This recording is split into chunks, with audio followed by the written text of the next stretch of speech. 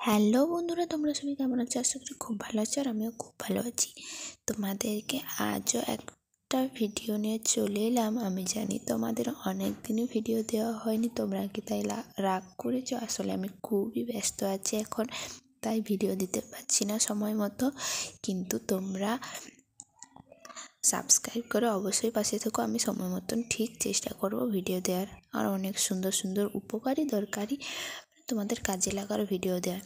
এই দেখেছো আমার বাড়ির গাছে কত লম্বা লম্বা বেগুন ধরেছে, একদম এক হাত মতন, এক চাক্ষর হয় না ওই রকম, এত লম্বা লম্বা। এগুলো মোটাও হয় আর লম্বাও হয়, অনেক বড় বড় হয়েছে, অনেকগুলোই হয়েছে।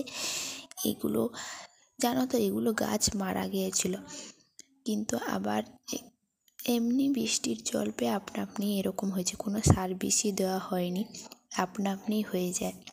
আমার খুব ভালো লাগে এই জিনিসগুলো, তাই তোমাদের সঙ্গে শেয়ার করি। এই দেখো আমার বাড়ির গাছে লাউ গাছটায় কত লাউ ধরেছে। এই দেখো কত ছোট ছোট লাউ ধরেছে, বড় বড়ও অনেকগুলো ধরেছে। তোমাদেরকে পরে আরও একটা ভিডিও দেখিয়ে দেব, তোমরা অবশ্যই পাশে থেকো। কত বড় লাউ গাছটা হয়েছে। এই দেখো আমার গাঁদা ফুলের বাগানটা কত বড় বড়, কত অনেক গাঁদা গাছ হয়েছে। এই দেখো চারিদিকে শুধু গাঁদা আর গাঁদা। ফুল ফুটলে তোমাদেরকে অবশ্যই ভিডিও দেবো, কারণ সেই ভিডিওটা দেখতে তোমাদের অনেক ভালো লাগবে। ওই দেখো কত লাউ ধরেছে, তোমাদেরকে দেখিয়ে দিলাম। আর লাউ ফুলের বড়া খেতে কার কার ভালো লাগে অবশ্যই কমেন্টে জানাও। আমি জানি সবার ভালো লাগে। তোমরা ডাল বেটেও করতে পারো, ডাল বেটে করলে অনেক ভালো লাগে, আর এমনি বেসনেও করতে পারো, ভালোই লাগে।